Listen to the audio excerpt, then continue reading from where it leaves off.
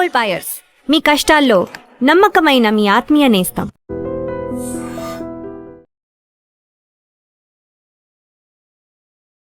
నమస్తే, నేను Kavita. Welcome to I dream. T20 world cup, women's world cup start అయిపోయింది. ఆరంభ మ్యాచ్ లోనే పాకిస్తాన్ మీద భారతదేశం భారీ విజయాన్ని నమోదు చేసుకుంది. కొంచెం ఉమెన్ బ్యాటర్లు ఫెయిల్ అయినప్పటికీ కూడా ఓవరాల్ గా ఫీల్డింగ్ తో పాటుగా బౌలర్ల తమ ప్రతాపాన్ని చూపించారు. భారీ విజయాన్ని నమోదు చేసుకున్నటువంటి టీమిండియా సక్సెస్ రేట్ ఎలా ఉంది, అక్కడ ఉన్నటువంటి టీం ప్లేయర్స్ ఎలా ఉన్నారు, ఓవరాల్ గా T20 వరల్డ్ కప్ ఎవరి వశం కాబోతోంది? మనతో పాటుగా ఉన్నారు sports analyst and cricket commentator Venkatesh గారు. నమస్తే అండి. నమస్తే కవిత గారు. సో యూజువల్ గానే పాకిస్తాన్ వర్సెస్ ఇండియా అనగానే ఒక హై ఇంటెన్సిటీ మ్యాచ్ అనేది ఉంటుంది. దాంట్లో ఎవరు గెలవబోతున్నారు అనేది ప్రతి బాల్ కి అంచనా వేస్తూ ఉంటారు. నిన్నటి మ్యాచ్ చూసినప్పుడు ఫస్ట్ ఇన్నింగ్స్ ఇండియా ఆడినప్పుడు ఏమనిపించింది మీకు? ఫస్ట్ ఇన్నింగ్స్ కొంచెం టెన్షన్ అయితే డెఫినెట్ కలిగిందండి. ఎందుకంటే పవర్ ప్లేలో 2 వికెట్స్ పోయినాయి. ఫస్ట్ ఓవర్ లోనే మనకి షఫాలి అవుట్ అయింది, తర్వాత జెమిమా రోడ్రిగ్స్ కూడా వెంటనే అవుట్ అయింది. సో ఆ స్టేజ్ లో మీకు పవర్ ప్లేలో రన్స్ కూడా రాలేదు మీకు. I think they scored just 38 runs for the loss of 2 wickets. So power play అంత మందకొడిగా స్టార్ట్ కావడంతో ఏంటంటే కొంచెం టెన్షన్ అనిపించింది. But good partnership between captain Harmanpreet and Smriti Mandhana gear మార్చింది మంచి. తర్వాత పవర్ ప్లే తర్వాత she played some very good shots. కానీ వాళ్ళిద్దరూ మళ్ళీ అవుట్ అయిన తర్వాత ఫుల్ మాలీ కూడా వెంటనే అవుట్ అవుతారు. మనకి స్కోర్ 150 రేంజ్ లో వచ్చేటట్టుగానే కనిపించింది. 150 వస్తే అది ఎంత పాకిస్తాన్ టీం మన టీం అంత స్ట్రాంగ్ కాకపోయినా అంత చిన్న స్కోర్ చేసినప్పుడు వాళ్ళకి అవకాశం ఉండేది.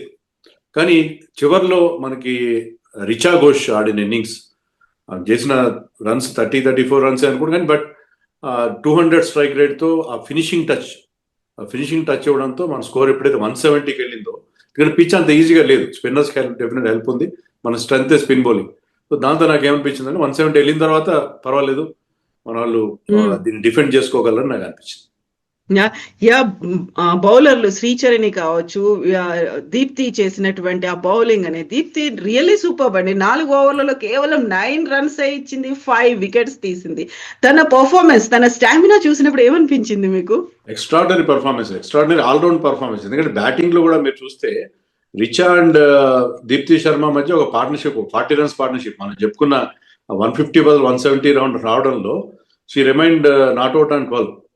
సో మంచి సపోర్ట్ ఇచ్చింది రిచా ఘోష్ కి, అది ఒకటి. తర్వాత ఈ 5 వికెట్లు తీయడంతో ఫస్ట్ 2 వికెట్స్ ఆమెకే వచ్చినాయి. First 2 wickets she only took the first 2 wickets. First break throughs ఆమెనే ఇచ్చింది.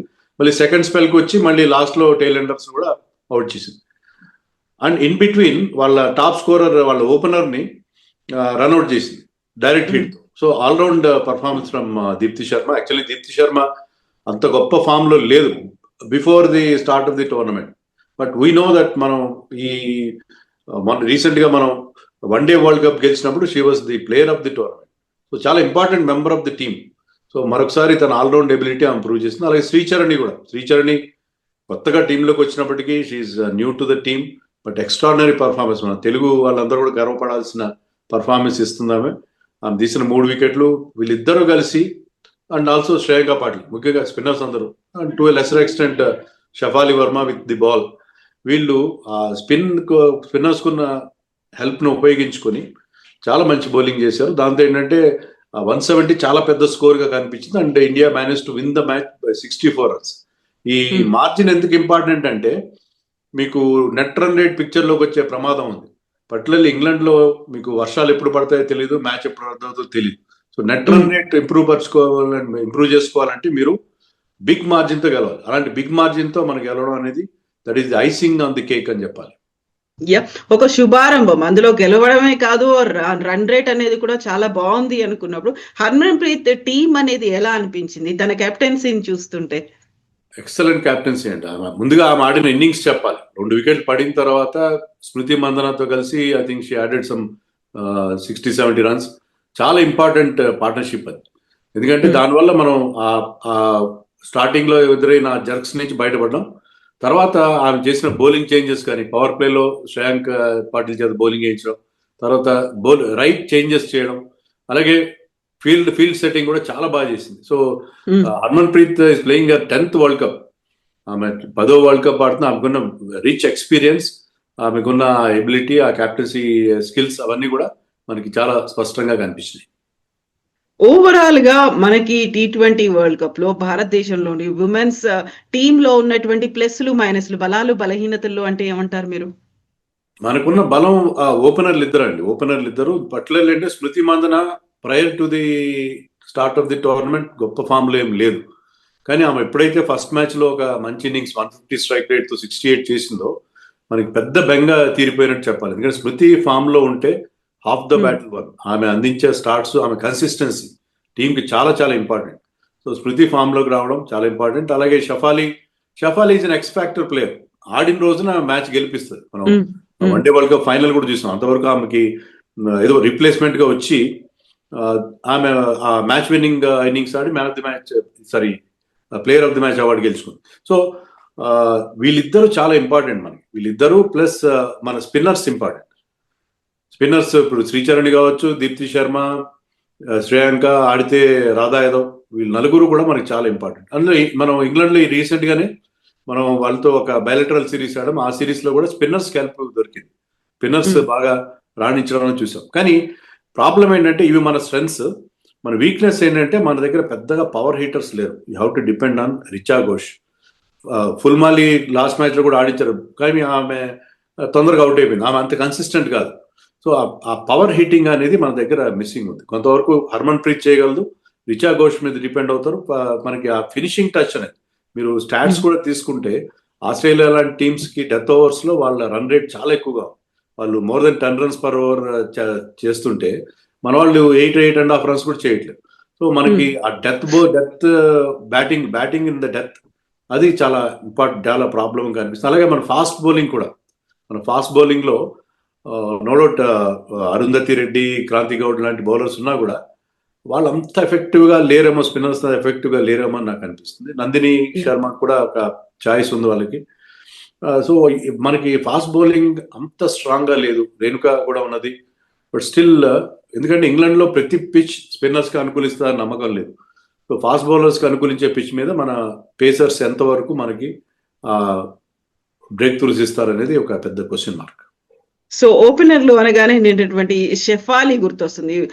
వెరీ ఫస్ట్ బాల్ ని ఒక సిక్సర్ లాగా తీసుకొచ్చింది. ఇమ్మీడియట్ గా అదే ఓవర్ లో నెక్స్ట్ బాల్ కే తను రన్అట్ అయిపోయింది. ఆ తర్వాత ఇమ్మీడియట్ గా కూడా ఇంకొక వికెట్ పడేసరికి మళ్ళీ ఓపెనర్ల మీద మళ్ళీ భయం అవుతుంది. ఆ తర్వాత మిడిల్ ఆర్డర్ ఉంటుందా, నెక్స్ట్ ఎటువైపు వెళ్ళాలి, ఇమ్మీడియట్ గా రన్స్ అనేవి తగ్గిపోతాయి, మన స్కోర్ అనేది తక్కువ అవుతుంది అనేటువంటి ఒక అంచనాల్లో ఇమ్మీడియట్ గా వస్తాయి. వాళ్ళ మీద కూడా ప్రెషర్ అనేది ఉంది. నిన్న ఆడిన తర్వాత వెరీ ఫస్ట్ మ్యాచ్ కాబట్టి అదర్ టీమ్స్ కూడా అర్థమైపోయి ఉంటుందా వీళ్ళ స్ట్రెంగ్స్ ఏంటి, వీక్నెస్ ఏంటి, ఎక్కడ ఎవరిని దెబ్బగా తీస్తే రన్స్ తగ్గిపోతాయి అనేది. అది పవర్ ప్లే వీక్నెస్ అండి మనకి. Jemimah coming at number 3. Jemimah is a very good one day player. ఈ ఫార్మాట్ లో ఆమె దగ్గర అంత పవర్ లేదు. షీఈ్ టైమింగ్ మీద డిపెండ్ అవుతుంది. బట్ ఇక్కడ ఈ గేమ్ లో ఏంటంటే పవర్ చాలా అవసరం. జమీమా వన్ డేస్ లో ఆడినంత ఎఫెక్టివ్ గా ఈ ఫార్మాట్ లో ఉంటుందా అని డౌట్. ఆమె ప్లేస్ లో ఎస్టికా భటియాని ఆడించాలని కూడా చాలా మంది చెప్తారు. But she an important member. ఆమెకున్న ఎక్స్పీరియన్స్ కానీ ఆమె ఆడే మ్యాచ్ విన్నింగ్ ఇన్నింగ్స్ కానీ మనకు తెలుసు. సో మనకి ఆ ప్రాబ్లం ఉంది. యాక్చువల్లీ పవర్ ప్లే అనేది చాలా ఇంపార్టెంట్. పవర్ ప్లే బౌలింగ్ అని, పవర్ ప్లే బ్యాటింగ్ అని. నేను యాక్చువల్గా పవర్ ప్లేలో 2 పవర్ ప్లేస్ లో కూడా పాకిస్తాన్ వాజ్ బెటర్. ఎందుకంటే మనం 38 runs మాత్రం చేసి మనం బ్యాటింగ్ చేసేప్పుడు, వాళ్ళు బ్యాటింగ్ చేసినప్పుడు they manage to score 50 runs. So వాళ్ళు పవర్ ప్లేలో వాళ్ళు బెటర్ గా పర్ఫామ్ చేశారు. కానీ మనకున్న స్పిన్ బౌలింగ్ స్ట్రెంత్, తర్వాత బ్యాటింగ్ లో మనకున్న డెప్త్, దీంతో మనం గెలిచాం తప్పిస్తే పవర్ ప్లేలో 2 సార్లు కూడా మనం మీరు అన్నట్టుగా అపోజిషన్ వేరే టీమ్స్ వాళ్ళు ఇదే అర్థం చేస్తారు. పవర్ ప్లేలో వీళ్ళకి కావాల్సినంత ఫైర్ పవర్ లేదు బ్యాటింగ్ లో. అలాగే బౌలింగ్ లో కూడా బ్రేక్ త్రూస్ ఇవ్వగల బౌలర్స్ లేరు అని ఒక మెసేజ్ అయితే నేను మ్యాచ్ లో వెళ్ళినట్టుగా నాకు అనిపించింది. ఓవరాల్ గా మిగతా టీమ్స్ పర్ఫార్మెన్స్ కావచ్చు, లేకుంటే వాళ్ళకు ఉన్నటువంటి టీమ్ లో ఉన్నటువంటి ప్లేయర్స్ వీళ్ళందరినీ చూస్తే టఫ్ కాంపిటీషన్ ఎటువైపు నుంచి వచ్చే అవకాశం ఉంది? Obviously Australia is the strongest team. ఇప్పటివరకు 9 T20 వరల్డ్ కప్స్ జరిగితే 6 వాళ్ళే నెగ్గారు.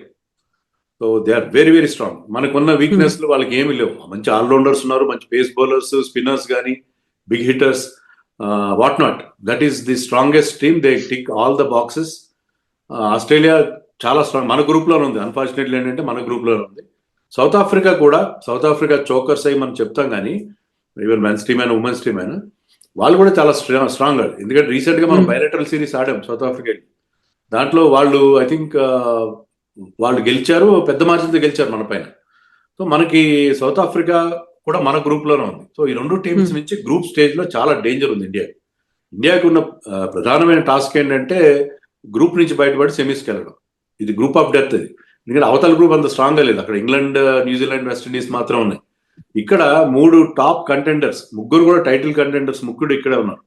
సో ఎందుకని ఇది చాలా టఫ్ గ్రూప్ గా మనం చెప్పుకోవాలి. ఇక్కడ మనకి ఇండియాకు ఉన్న టాస్క్ ఏంటంటే, సరే మనం బంగ్లాదేశ్ మీద గెలుస్తాం, నెదర్లాండ్స్ మీద గెలుస్తాం, but you have to beat either south Africa or Australia to qualify for semis.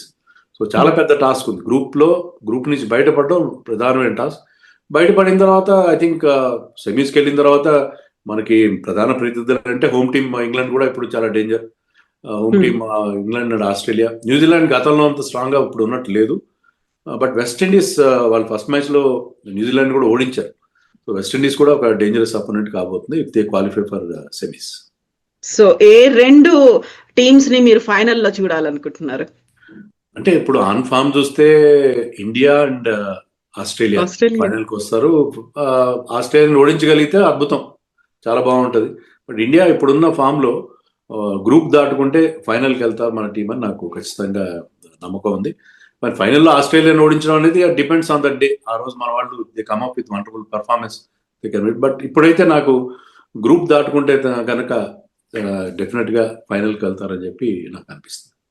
So ఎందుకని గ్రూప్స్ మీద కొంచెం దాటితే అనేటువంటి ఒక మాటని మీరు అంటున్నారు, ఎందుకలా? అదే ఇప్పుడు మన గ్రూప్ లో మనకి ఓకే పాకిస్తాన్ ఉంది, నెదర్లాండ్స్ ఉంది, బంగ్లాదేశ్ ఉంది. కానీ మనకి మన గ్రూప్ లోనే ఆస్ట్రేలియా అండ్ సౌత్ ఆఫ్రికా ఉన్నాయి. 2 టీమ్స్ మాత్రమే సెమీ వాళ్ళు నాకౌట్స్కి వెళ్తారు. సో ఆ 2 టీమ్స్కి వెళ్ళాలంటే మీరు ఈ 2 బలమైన టీమ్స్ ని ఓడించాలి. సో అది మనకున్న మేజర్ టాస్క్. సో ఒక్కరిని ఓడించి కూడా వెళ్ళే పరిస్థితి ఉండదు. 2 టీమ్స్ని రెండిట్లో ఒకరినైనా ఓడించాలి. ఓడిస్తేనే మీకు సెమీస్కి వెళ్ళే అవకాశం ఉంటుంది. సో ఆ 2 మ్యాచ్లు చాలా చాలా tough matches for India. So ఈ లెక్కన చూసుకుంటే అన్ని మ్యాచ్లు Netherlands, Bangladesh, south Africa, Australia అన్ని మ్యాచ్లను గెలవాలి. ఆ తర్వాత మళ్ళీ క్వాలిఫైయింగ్ వెళ్ళాలి, సెమీఫైనల్స్కి వెళ్ళాలి, ఫైనల్కి వెళ్ళాలి అనుకుంటే ఒక లాంగ్ వే అనేది కనిపిస్తుంది. ఇంతకు ముందు లాగా అంత ఈజీ టాస్క్ కాదు కదా? ఈజీ కాదు. అందుకనే ఇండియా ఇంతవరకు ఎప్పుడు కూడా గెలవలేదు. బట్ ఇప్పుడు మన టీం బాగుంది. మన టీం కన్నా వీక్నెస్ ఏంటంటే నిన్న ఫీల్డింగ్ బాగానే చేశారు. బట్ ఫీల్డింగ్ లో we are way behind teams with team when compare to teams like Australia, New Zealand, South Africa లాంటి టీమ్స్ తో కంపేర్ చేస్తే మన ఫీల్డింగ్ స్టాండర్డ్స్ చాలా లో ఉన్నాయి. అలాగే మన దగ్గర పవర్ హిట్టర్స్ లేకపోవడం ఇది కూడా ఒక సమస్య. రన్నింగ్ బిట్వీన్ ద వికెట్స్ కానీ ఇంకా చాలా వరకు ఇంప్రూవ్ అయ్యారు. మనం ఎప్పుడైతే ఐపీఎల్ లాగా WPL స్టార్ట్ చేసామో ఆ ఎక్స్పీరియన్స్ తో మనకు వచ్చిన టాలెంట్ వర్తి, ఫుల్మాలి లాంటి వాళ్ళు దాని నుంచి వచ్చిన వాళ్ళే మనం బెటర్గా పర్ఫామ్ చేస్తున్నాం. కానీ ఇంకా మనం వాళ్ళ స్టాండర్డ్స్ అందుకోవడానికి కొంచెం టైం పడుతుందని అనిపిస్తుంది. సో మొన్ననే మనకి ఐపీఎల్ ఫీవర్ అనేది పోయింది. మెల్లిమెల్లిగా మనం జనజీవన స్రవంతిలోకి వస్తున్నాము అనుకున్నప్పుడు ఉమెన్స్ T20 వరల్డ్ కప్ అనేది వచ్చింది. ఆ తర్వాత మళ్ళీ మనల్ని ఎంగేజ్ చేయడం, మళ్ళీ ఆశలు, యాంగ్జైటీలు, ఎక్సైట్మెంట్లు ఉంటాయి. వీటన్నిటి నేపథ్యంలో Harman Preet 10th world cup ఆడుతుంది అంటే తన ఆబ్వియస్ గా తన ఎక్స్పీరియన్స్ అనేది కూడా గెయిన్ చేస్తుంది. బట్ తనకు ఉన్నటువంటి ఏజ్ రిలేటెడ్ ఫ్యాక్టర్ 35 అనుకుంటాను కదా ఇప్పుడు తను. ఇవన్నీ చూసిన తర్వాత ప్రెషర్ అంతా తన మీద అనేది ఆబ్వియస్ గా ఉంటుంది. మిగతా టీమ్స్ కంపేర్ చేసిన మిగతా ప్లేయర్స్ లేకుంటే అదర్ కంట్రీస్ కెప్టెన్స్ ను చూసిన తర్వాత తన ఎక్స్పీరియన్స్ అనేది ఎలా హెల్ప్ చేస్తుంది అంటారు? చాలా ఎక్స్పీరియన్స్, ఆ రిచ్ ఎక్స్పీరియన్స్ చాలా ఇంపార్టెంట్ అండి. ఎందుకంటే మిగతా టీమ్స్ లో ఉన్న ఎలిస్ పెరీ లాంటి ప్లేయర్స్ కానీ వీళ్ళందరూ చాలా, Australia is missing players like Meg Lanning and ELISA hill. So కొంతమంది టాప్ ప్లేయర్స్ ని మిస్ అవుతున్నారు. ఎక్స్పీరియన్స్ చాలా ముఖ్యం ఉమెన్స్ క్రికెట్ లో ముఖ్యంగా. ఎందుకంటే ఆ ఎక్స్పీరియన్స్ ప్లేయర్స్ కి ఆ ఇన్ఎక్స్పీరియన్స్ ప్లేయర్స్ కి చాలా తేడా ఉంటుంది. ఎందుకంటే they don't play too many matches. So అందుకని హర్మన్ ప్రీత్ చాలా ఇంపార్టెంట్. మీరు అన్నట్టుగా ఉమెన్స్ క్రికెట్ కి బ్రహ్మాండమైన ఆదరణ లభిస్తుంది. నిన్న 18,000 స్పెక్టేటర్స్, ఇంగ్లాండ్ లో అంత పెద్ద క్రౌడ్స్ వచ్చారు. నో డౌట్ వాళ్ళందరూ ఇండియా, పాకిస్తాన్ NRIs కావచ్చు, ఏమైనా కావచ్చు. కానీ ఒక లీగ్ మ్యాచ్ కి వరల్డ్ కప్ లో ఇంత పెద్ద క్రౌడ్ రావడం అదొక రికార్డ్. సో మనకి చూస్తుంటే ఏంటంటే ఉమెన్స్ క్రికెట్ కి మెన్స్ క్రికెట్ కి ఎంత ఆదరణ ఉందో అంత ఆదరణ కనిపిస్తుంది. మన రీసెంట్ గా ఆఫ్ఘనిస్తాన్ తో మనం టెస్ట్ మ్యాచ్ ఆడాం. ఆ టెస్ట్ మ్యాచ్ లో మీరు బ్రాడ్కాస్టర్ చూస్తే there were almost nil ads. ఎవరు యాడ్స్ లేవు, ఒక్క యాడ్ కూడా లేదు దాంట్లో. కానీ నిన్న ఇండియా పాకిస్తాన్ మ్యాచ్ విపరీతమైన యాడ్స్ రావడం అనేది చూసాం. సో మెన్స్ టెస్ట్ మ్యాచ్ కంటే కూడా ఉమెన్స్ వరల్డ్ కప్ మ్యాచ్ కి, అంటే పాకిస్తాన్ మ్యాచ్ కావచ్చు ఏమైనా కావచ్చు, కానీ విపరీతమైన యాడ్ సపోర్ట్ అనేది మనకు అనిపిస్తుంది. సో ఎంతగా they are catching so many eyeballs. Women's cricket ఎంతగా గ్రో అయింది, మెన్స్ క్రికెట్ తో దాదాపు సరి సమానంగా వస్తుందనడానికి ఇది పెద్ద నిదర్శనంగా కూడా మనం చెప్పుకోవాలి. ఎస్ వెంకటేష్ గారు, థ్యాంక్ యూ సో మచ్ అండి. Thank you. And for more videos, Please subscribe to iDream. Please subscribe to iDream. Please subscribe iDream. And please subscribe to iDream. For more videos, subscribe to iDream. please like, share, and subscribe to the channel. Congratulations, iDream. Subscribe to iDream. Subscribe to iDream. So subscribe to iDream Media. iDream की iDream team अंदर की huge congratulations. Please subscribe iDream Media. Please subscribe to iDream.